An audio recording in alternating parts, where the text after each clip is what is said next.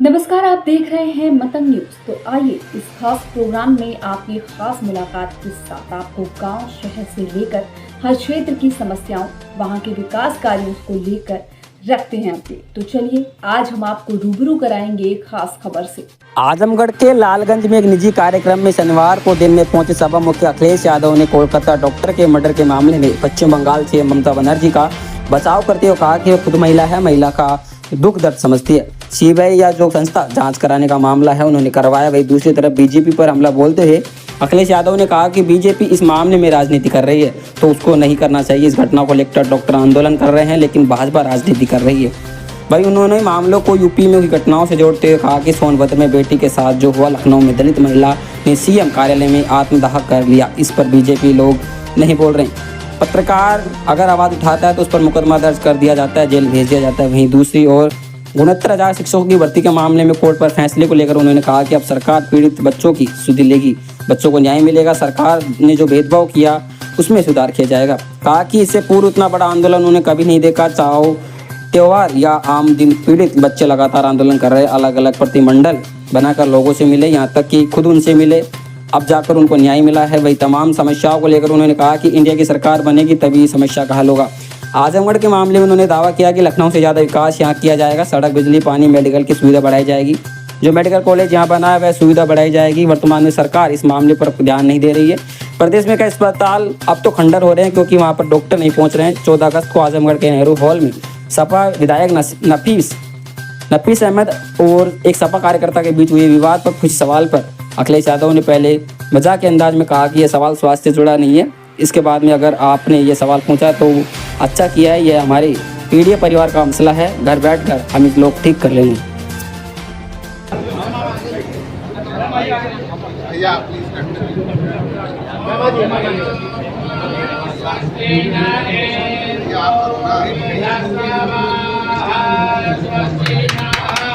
पीछे चलिए, पीछे चलिए,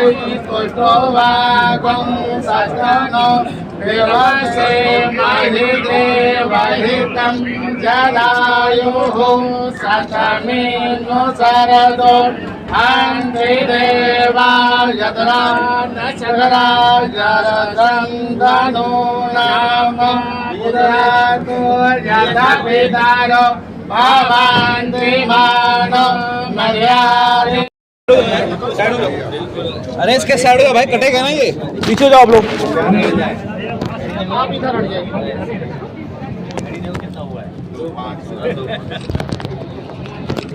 दोस्त पीछे हो जाओ।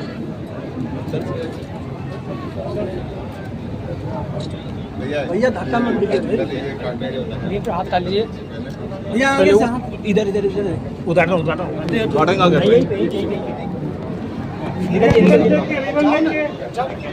निकलिए निकलिए निकलिए। हम साथ में एक लोग भैया चलिए, आप अपना पीछे चलिए। एक लोग को बोला गया था भैया चलिए आप जाइए, क्यों निकले आप अंदर।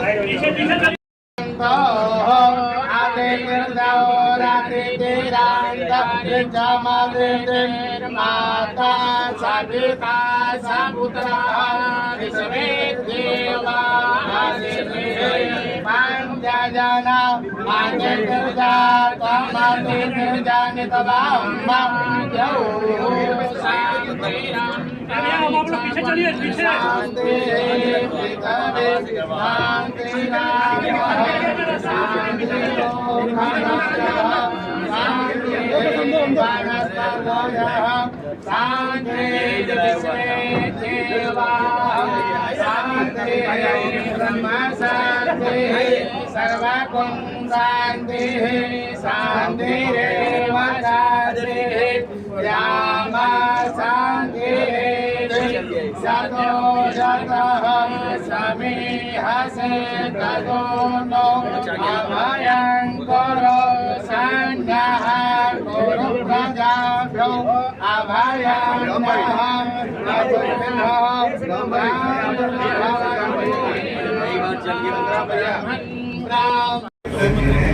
आरएमएल जैसा इंस्टीट्यूट बनाया हिलाओ मत यार, कौन दबा रहा है आपको? देखा जाता था। और मैं आपको बता दूं, मैंने राष्ट्रीय अध्यक्ष जी के मार्गदर्शन पे चलते हुए मैं यहाँ निःशुल्क ओपीडी देख रहा हूँ। कोई पैसा किसी मरीज का नहीं लगेगा। ओपीडी यहाँ पे सारी फ्री होगी और जितना कम से कम पैसा लग सके उसको हम कोशिश करेंगे। हमारा कई अस्पतालों से टाई अप है, जैसे एपेक्स हॉस्पिटल बनारस से मेरा टाई अप है, सुधा सर्जिकल हॉस्पिटल बनारस से टाई अप है, वेदांता से भी मेरा टाई अप होने की बात चल रही है। हमें हमारे मरीजों को जो लालगंज और आजमगढ़ के मरीज हैं उनको वहाँ पे छूट मिलेगी और ये सब माननीय राष्ट्रीय अध्यक्ष जी के मार्गदर्शन की वजह से हुआ। हमारे हॉस्पिटल में डायलिसिस की सुविधा है, हमारे हॉस्पिटल में सीटी स्कैन की सुविधा है, हमारे हॉस्पिटल में अल्ट्रासाउंड की सुविधा है, इको की सुविधा है। यहाँ डीएम नेफ्रो बैठेंगे, डीएम कार्डियो बैठेंगे और डीएम गैस्ट्रो बैठेंगे, न्यूरो सर्जन बैठेंगे और यूरोलॉजिस्ट बैठेंगे। बाकी जितनी स्पेशलिटी होती है, चाहे वो जनरल सर्जरी हो, ऑर्थोपेडिक सर्जरी को मैं खुद करता हूँ, जॉइंट रिप्लेसमेंट हो, बाकी जितनी भी सुविधा आप सोच सकते हैं, चाहे फिजिशियन डीएम एंडोक्राइन की भी बात हमारी चल रही है। और राष्ट्रीय अध्यक्ष जी का अगर आशीर्वाद रहा तो बहुत जल्दी मैं 6 महीने से 1 साल के अंदर लालगंज में लिवर ट्रांसप्लांट शुरू कराने का प्रयास करूंगा, जो कि पूरे पूर्वांचल में कहीं नहीं। तो ये सब कुछ राष्ट्रीय अध्यक्ष जी के मार्गदर्शन में है। मैं जो वो कहते हैं मैं उसी हिसाब से सारी चीजें करने का प्रयास करता हूँ और उसी चीज का मेरा प्रयास है। और जो बेस्ट सुविधाएं मैं दे सकता हूँ, कम रेट में दे सकता हूँ, मैं उसका प्रयास करूँगा। राष्ट्रीय अध्यक्ष राजस्थान से भी हमारा हॉस्पिटल जुड़ेगा और सब चीजों से जुड़ेगा। जो सुविधाएं हम लोग दे सकते हैं। बिना माइक के कर लेना आवाज सबको नहीं सुनाई देगी। आवाज से आवाज सबको नहीं सुनाई देगी। अरे बाइक के बाद आवाज हो जाएगी ना। अखिलेश यादव जी, मेरा आपसे एक सवाल है कि जैसा आपने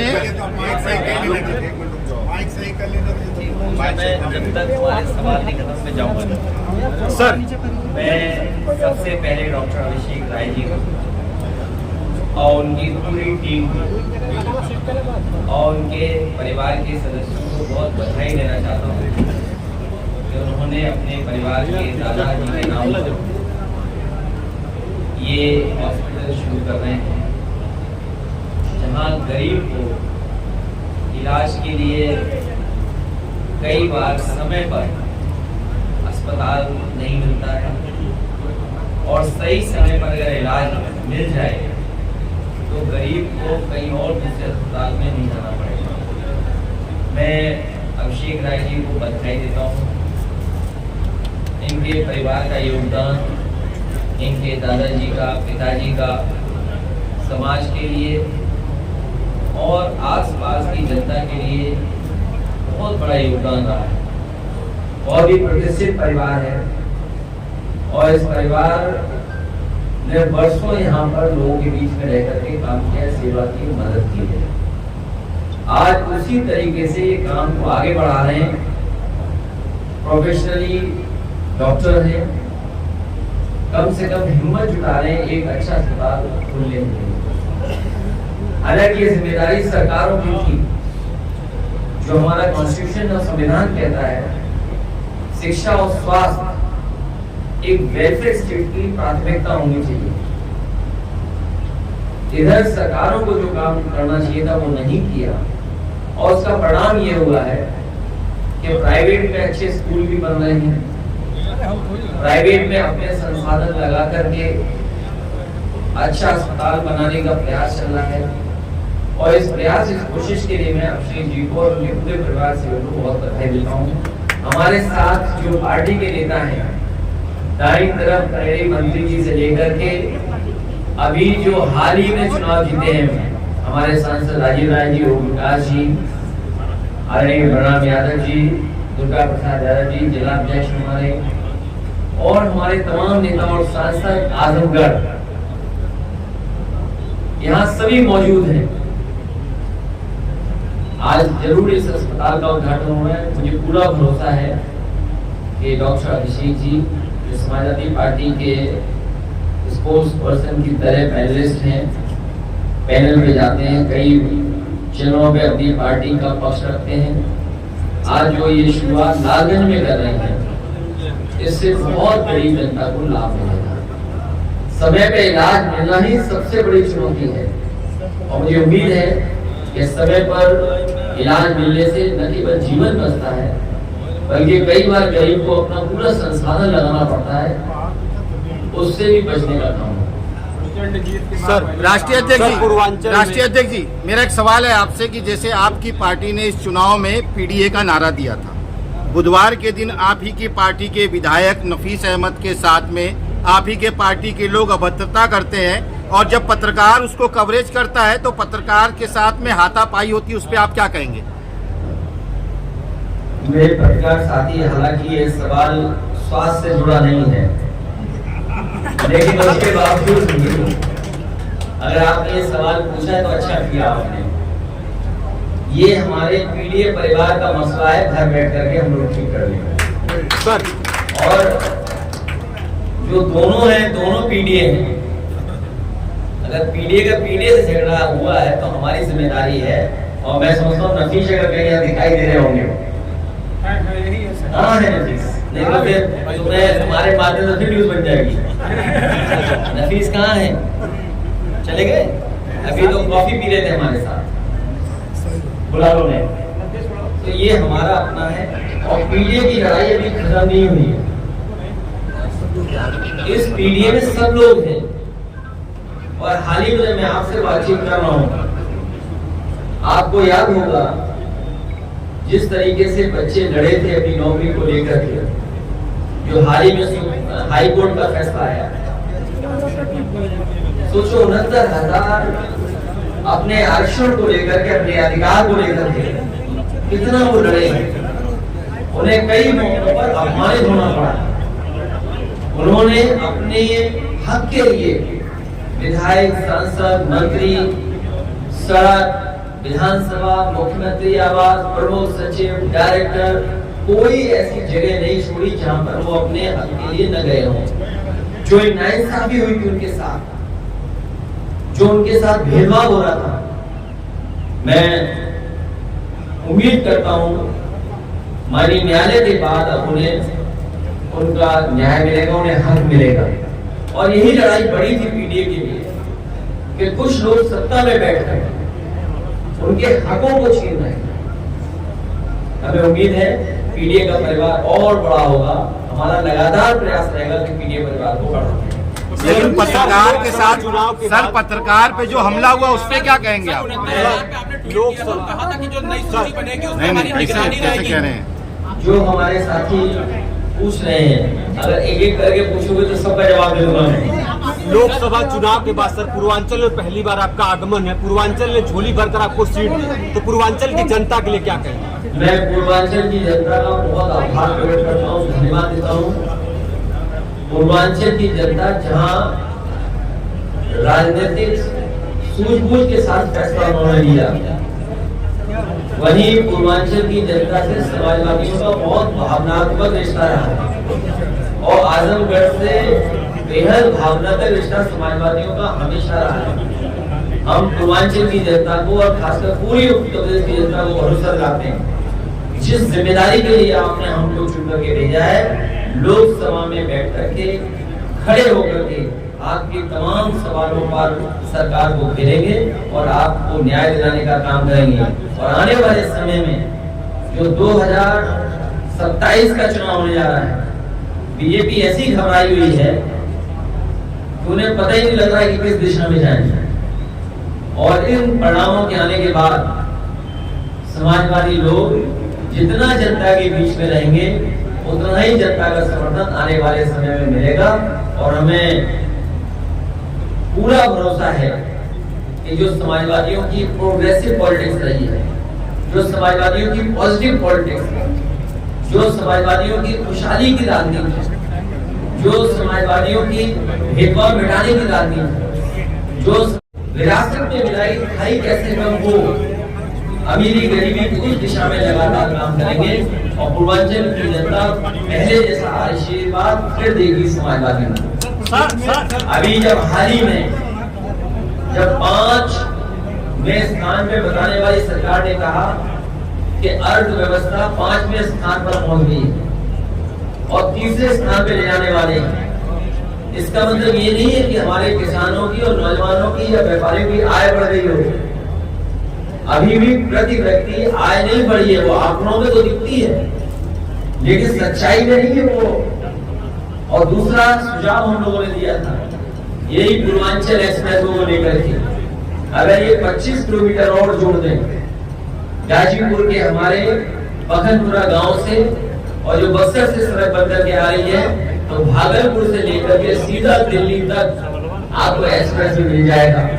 और इसी एक्सप्रेस वे किनारे जब मंडियां बन जाएंगी, जो हमारे योजना थी जिसको आधा अधूरा बीजेपी ने छोड़ दिया है, हम पूर्वांचल की जनता को भरोसा दिलाते हैं कि समाजवादियों की सरकार बनाएंगे। इस सड़क के किनारे नौकरी, रोजगार और किसानों को सर किसानों का एक सवाल है, किसानों का नहर में पानी नहीं आया था समय पे।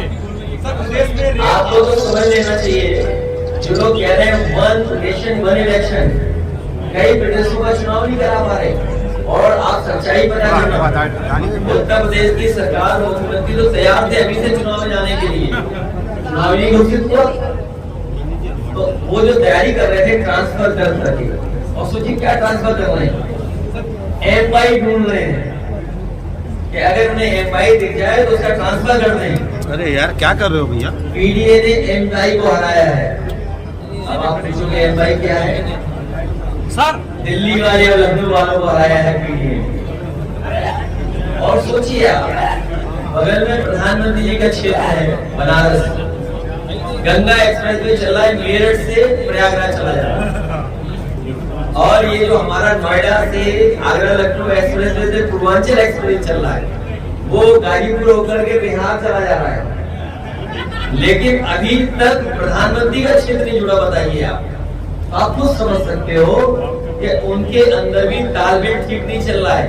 जिस दिन तालमेल बिगड़ेगा उसी दिन देखोगे आप उत्तर प्रदेश में परिवर्तन दिखाई देगा। सर बात कर रहे हैं डॉक्टर ये बीजेपी के लोग पेपर आउट का रिकॉर्ड तोड़ने जा रहे हैं, पेपर रद्द का रिकॉर्ड तोड़ने जा रहा है रेलवे डिपार्टमेंट। एक्सीडेंट, ये जो पेपर लीक है इसका रिकॉर्ड अगर कोई तोड़ेगा तो रेलवे डिपार्टमेंट, रेलवे एक्सीडेंट। ये चलने वाली सरकार नहीं है, ये गिरने वाली सरकार है। नहीं, ये मैंने 5 अगस्त को इस योजना को खत्म कर दिया। कोलकाता डॉक्टर हड़ताल पे है रेप कांड आने के, और आपने कहा कि डॉक्टर की ही बात करिए, तो इस पे क्या कहना है आपका? मैं वहाँ की मुख्यमंत्री ममता बनर्जी जी खुद महिला है और जो घटना हुई है बहुत दर्दनाक घटना है। और जो एक मुख्यमंत्री रह करके फैसला ले सकता है, ममता बनर्जी जी ने फैसला भी लिया है। उन्होंने ये भी कहा है कि कार्रवाई होगी, जो दोषी हैं उनके खिलाफ जांच भी ट्रांसफर हो गई है। लेकिन ऐसी घटनाओं पर भारतीय जनता पार्टी को राजनीति नहीं करनी चाहिए सर। किसान, और ये बात मैं इसलिए कह रहा हूँ बड़ी जिम्मेदारी के साथ, उत्तर प्रदेश में भी जब समाजवादी सरकार थी, और याद करिए वो बनने पलटना आप, भारतीय जनता पार्टी ने डॉक्टरों से मिलकर के माहौल खराब करने का काम किया था। घटना दर्दनाक है, जिस तरह से सूचना मिल रही है, जो जानकारी मिल रही है, लेकिन आप खुद सोचिए यूपी में हालत क्या है। सोनभद्र की घटना या अन्य जिलों की घटनाएं में कैसे आप जाऊंगा? क्या उत्तर प्रदेश में बेटियां सुरक्षित हैं? और फिर भारतीय जनता पार्टी की सरकार यहाँ पर भी, दिल्ली में भी है, क्या उन्होंने वो सब इंतजाम कर दिए कि बेटियों के साथ, माताओं बहनों के साथ कोई घटना ना हो? और अगर आंकड़े देखें, ये मैं आंकड़े नहीं बता रहा हूँ, आप सरकार में नहीं है, ये आंकड़े तो सरकार के हैं, आप लोग सब गूगल कर सकते हैं। ये अलग बात है कि आप पे भी दबाव रहता है तो आप गूगल नहीं करके आंकड़े बताओगे, लेकिन तब भी हमारे तमाम पत्रकार साथी हैं वो ये जानते हैं कि अगर हम आंकड़े निकल पा रहे हैं देश के, तो सबसे ज्यादा असुरक्षित महिलाएं और बेटियां कही हैं तो वो उत्तर प्रदेश में है। तो उसका जिम्मेदार कौन है? ऐसी घटनाओं में राजनीति नहीं करनी चाहिए। और मैं आपको भरोसा दिलाता हूँ कि समाजवादी ने जो प्रोग्रेसिव पॉलिटिक्स की बात की है और जो संपन्न बनाने की पॉलिटिक्स है, जो रोजगार दिलाने की पॉलिटिक्स है, नौकरी दिलाने की पॉलिटिक्स है, उस दिशा में हम लोग काम करेंगे।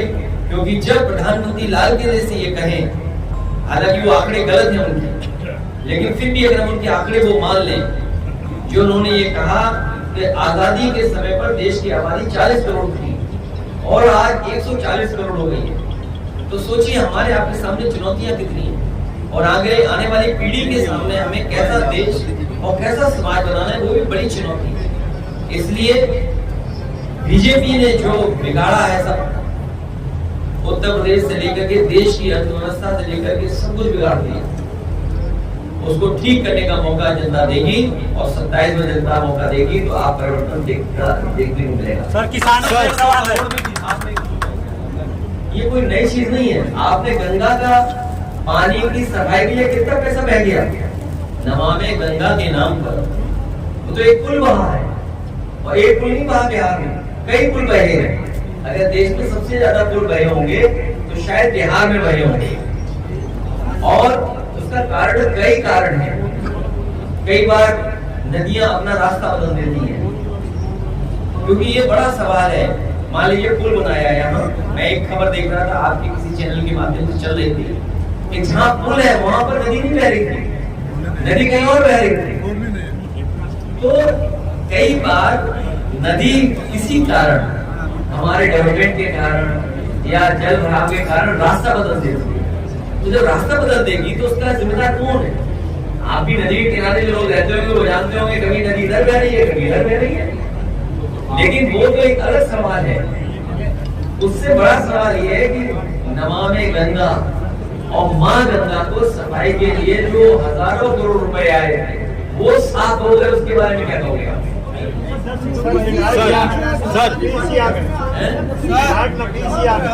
नकवीस जी का बहुत बहुत स्वागत है, आपके बीच आए।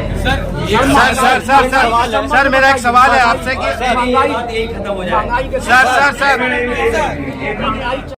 गुस्से में कोई बात निकल गई उसको राष्ट्रीय अध्यक्ष जी, मेरा एक सवाल है। आपने कहा कि ये स्वास्थ्य से रिलेटेड मुद्दा है, तो लेकिन हम लोग कभी ध्यान में रखेंगे इससे कभी इस तरह का किसी कार्यक्रम में ना बात आए। सर राष्ट्रीय अध्यक्ष जी, आपने कहा कि ये स्वास्थ्य से रिलेटेड मुद्दा है, तो जैसा उत्तर प्रदेश के जो सरकारी अस्पताल है, खासकर जो लालगंज का 100 सैया बना, आपकी ही देन है कि आपकी वजह से बना, लेकिन ना वहाँ पर दवाई पैरासीटामोल और सर्दी खांसी की दवाएं हैं, जांच बाहर से लिखी जाती है, दवाएं बाहर से लिखी जाती है, डॉक्टर 4 दिन आते हैं, 5 दिन लापता रहते हैं। साथी से कहूंगा, नेताजी और आजमगढ़ के लोगों ने समाजवादी सरकार में यहाँ बहुत बड़ा मेडिकल कॉलेज बना था। समाजवादी सरकार बनी थी, उसको फंड्स दिए गए थे, बजट दिया गया था और कोशिश की गई थी कि पूर्वांचल में और आसपास का अच्छा मेडिकल कॉलेज बनकर तैयार हो जाए। इसके साथ साथ जौनपुर का मेडिकल कॉलेज भी समाजवादी सरकार का दिया हुआ था। मुझे याद है गाजीपुर में जब मैं गया था 100 सैया अस्पताल के उद्घाटन में, उस समय हम लोगों ने कहा था कि इसी अस्पताल को आगे बढ़ाएंगे और मेडिकल कॉलेज बनेगा। और पूरे जिले में और आसपास के जिलों में कई अस्पताल दिए, चंदौली में दिया, तो कई जगह मेडिकल कॉलेज दिए थे। सरकार कहने को तो ये कहती कि मेडिकल कॉलेज बना दिए, वो आजकल आधुनिक खंडर दिखाई दे रहे हैं। उनके अंदर न डॉक्टर्स हैं, न प्रोफेसर्स हैं, न टेक्निकल स्टाफ है, न नर्सेज हैं, न दवाई है, न मशीन है। और अगर मशीन भी है तो चलाने वाले लोग नहीं हैं। तो इसलिए ये जो मेडिकल कॉलेज बना है जो इतने बड़े पैमाने पर, उसमें गरीबों का इलाज नहीं हो पा रहा है। आपके विधानसभा में वहां भी बड़ा बना था, वो तो चल रहा है और कोविड में काम आया था, याद है कि नहीं याद है? 200 बेड का। और आपका मेडिकल कॉलेज भी, ये मेडिकल कॉलेज अच्छा चल जाए, मेडिकल हॉस्पिटल अच्छा चल जाए, तो गरीब जनता को बाहर नहीं भागना पड़ेगा, ना बनारस जाना पड़ेगा, ना दिल्ली लखनऊ जाना पड़ेगा, इलाज नहीं बन जाएगा। यही प्रयास समाजवादियों का रहेगा। और ये तो मेडिकल कॉलेज है, जो अस्पताल बनाए थे PSC CSC, जो पैरासीटामोल की बात कर रहे हो आप, कई जगह बीमार आता और बताता है बीमारी ये, और दवाई डॉक्टर देते दूसरी। सही बात। तो सोचिए आप, और सरकार दवाई भी नहीं दे पा रही है। इसीलिए हम अभिषेक राय जी का धन्यवाद देंगे कि इन्होंने दादाजी के नाम पर और अपने संसाधन से ये बड़ा प्रयास किया है। यहाँ पर लोगों को इलाज समय पर मिल जाएगा तो उनकी जान बचेगी। सर, आपके ट्विटर हैंडल से आरोप सरकार पर लगाया जाता है कि जो MY अफसर है उपचुनाव, आने वाले उपचुनाव में हटाए जा रहे हैं, तो इस पर आपको क्या कहेंगे? PDA ने MY को हराया है, PDA ने मोदी योगी लोगों को दोनों को हराया है, इसलिए MY से घबराए हुए हैं। सर, उत्तर प्रदेश सरकार और PDA से घबराए हुए हैं। सर, उत्तर प्रदेश सरकार ये दावा कर रही है कि हम आने वाले चुनाव से पहले ही गरीब कर देंगे उत्तर प्रदेश। देखिए, ये आंकड़े में क्या बताया था, $1 ट्रिलियन इकोनॉमी। ये लोग सदन में बैठते हैं, ये हमारे मंत्री ओम प्रकाश जी, इनके एक सवाल का जवाब सरकार नहीं देता। पूरा आप निकाल के देख लो, इनके सवाल अगर एक भी जवाब दिया सरकार ने, और फिर $1 ट्रिलियन इकोनॉमी, आप लोग पढ़े लिखे पत्रकार हो, अगर उत्तर प्रदेश की $1 ट्रिलियन इकोनॉमी का सपना देख रहे हैं तो किसान खुशहाल होना चाहिए, नौजवान को नौकरी रोजगार मिलना चाहिए, महंगाई कम हो, या कहीं न कहीं पुल बन रहा हो, कहीं न कहीं कारखाना लग रहा हो, तब $1 ट्रिलियन इकोनॉमी बनेगी। और $1 ट्रिलियन इकोनॉमी बनाने के लिए 30% की ग्रोथ रेट चाहिए, और सरकार की अभी 7% भी नहीं है। सोचिए क्या कहती थी सरकार कि कितने लाख करोड़ का निवेश लेकर के आ रहे हैं। किसी उद्योगपति ने निवेश किया हो तो बताओ, आजमगढ़ में कोई फैक्ट्री लग रही हो तो बता दो, आप मऊ में लग रही हो तो राजीव राजी बता दें। 1 डिस्ट्रिक्ट 1 प्रोडक्ट, और 1 डिस्ट्रिक्ट 1 प्रोडक्ट का बजट क्या रहा होगा? 1 लाख, 2 लाख, 5 लाख, 10 लाख। कहते हैं कि हमने आजमगढ़ की वो ब्लैक पोल्ट्री के लिए 1 डिस्ट्रिक्ट 1 प्रोडक्ट दिया है, क्या बजट दिया होगा उन्होंने बताइए? सबको बिजली भी नहीं मिलती। तो इसीलिए जो बुनकरों का हाल है, या जो हमारे पोल्ट्री वाले लोग हैं, आर्टिसंस हैं, जो उनको मदद मिलनी चाहिए वो नहीं मिल पा रही। समाजवादी सरकार बनेगी तो हम अपने बुनकर भाइयों के लिए विशेष पैकेज और उनको विशेष सुविधाएं और विशेष उनके लिए बिजली से लेकर के तमाम इंतजाम और मार्केटिंग में सपोर्ट किया जाएगा, जिससे हमारा बुनकर भाई भी खुशहाल हो जाए और हमारे किसान के लिए मंडी से लेकर के और सुविधा देने का। सर, एक सवाल है, जो एजेंसियों का या गैर भाजपा शासित सरकार राज है उनके ऊपर अभी जिस तरह से सिद्धारमैया के ऊपर वहाँ के गवर्नर ने जांच के आदेश और मुकदमा खोलने की बात कही, उसको किस तरह से देखते हैं? देखिए, गवर्नर जो होते हैं वो दिल्ली के सारे पे चलते हैं। ये बहुत से स्टेटों में ये सुनने को मिल रहा है कि ये जो गवर्नर लोग दिल्ली से अपॉइंट हुए हैं वो प्रदेश सरकारों को चलने नहीं दे रहे हैं, जो उनके अलग वाले दल की सरकार का है। और आप सोचिए, आप याद कीजिए, एक समय गवर्नर हाउस से ये बात कही जाती थी कि समाजवादी सरकार में इन जातियों की पोस्टिंग, इन जातियों को DMSP बनाया जा रहा है, लेकिन वो सच्चाई नहीं थी। आज बताओ कोई गवर्नर है कि नहीं है? किसी जिले में कोई पूछा जा रहा है? और आपने तो खुद ही सवाल मुझसे पूछा कि जहां 10 उपचुनाव हो रहे हैं वहां पर जानबूझ करके कि मुस्लिम कौन है, यादव कौन है, उनके ट्रांसफर कर दिया, हटा दिया उनको। ये सरकार घबराई हुई है PDA के लोगों से। उपचुनाव इंडिया गठबंधन और PDA जीतेगा, उसी की घबराहट आपको दिखाई दे रही है सत्ता में। आजमगढ़ में 2 सांसद सत्ता के हुए, आजमगढ़ के लिए कुछ सोचा है? मैं आजमगढ़ के लोगों को बधाई देता हूं, और आजमगढ़ को कभी हम लोगों ने विकास में पीछे नहीं रखा है। आने वाले समय में जब सरकार बनेगी तो आप आजमगढ़ को देखेंगे जिस तरीके से लखनऊ में या प्रदेश में और जगह विकास होता है उससे भी आगे बढ़कर के आजमगढ़ और आसपास विकास कराने का काम करेंगे। सर लास्ट सवाल है सर जिसमें बिजली की सुविधा हो, अस्पताल की सुविधा हो, शिक्षा की सुविधा हो और सड़कों की भी सुविधा देंगे। और अपने किसान भाई और बुनकर भाइयों को मैं कहना चाहता हूँ उनके लिए विशेष योजना ला करके उनको आर्थिक रूप से कैसे मजबूत किया जाए। सर जाते जाते एक सवाल का जवाब जी उस पे आपका क्या? मैंने बोल दिया, हमारे पत्रकार साथी ने पूछा था। ममता बनर्जी खुद महिला है और एक महिला का दुख दर्द वो समझती है। उन्होंने कार्रवाई की है और जो उनकी डिमांड थी सीबीआई या अन्य संस्था से जांच कराने का वही फैसला सरकार ने लिया है। लेकिन इसके साथ साथ भारतीय जनता पार्टी के लोगों को राजनीति नहीं करनी चाहिए। और अगर बंगाल के बारे में इतनी चिंता है, स्वाभाविक है जो घटना हुई है उस हिसाब से जो लोग डॉक्टर हैं सब लोग स्ट्राइक पे गए हैं। लेकिन बीजेपी को घटनाओं से राजनीतिक लाभ नहीं लेना चाहिए, किसी भी घटना से राजनीतिक लाभ नहीं लेना चाहिए बीजेपी को। आप बताइए सोनभद्र में जो बेटी के साथ हुआ उसमें क्या बीजेपी कर रही है? या लखनऊ में एक दलित मां ने आत्महत्या कर लिया था मुख्यमंत्री ऑफिस में, मुख्यमंत्री कार्यालय में। सोचिए आप कभी आप कल्पना कर सकते हैं? और फिर झूठा फंसाना। अगर आप पत्रकार हो, आपने तो फेस किया, आप सच्चाई से न्यूज चला देते थे, आपका मुकदमा हुआ है। एक आध पत्रकार शायद यहाँ भी जेल गया था, बगल के जिले के जेल गए नहीं, बगल के जेल पे गए थे और इसी जेल में रहे थे, आजमगढ़ की जेल में। याद होगा आपको। तो ऐसी भी सूचना है। सर समय में किसानों को पानी नहीं मिला, खाद नहीं मिली, क्या कहेंगे? समाजवादी सरकार बनाएंगे किसान भाई। सर लास्ट सवाल है कि यूपी में जो है आपके गले का गुलाबी गमछा है ट्रेंड कर रहा है। कुछ पदाधिकारियों ने पूछा इस गमछे का क्या रहस्य है? लेकिन दो रहस्य बता दो फिर अपनी बात। चुनाव में मुझसे एक ने पूछा क्या गमछा क्यों पहने हुए हैं, और दूसरा उन्होंने कहा इतनी गर्मी है उसमें सदरी क्यों पहने हुए हैं।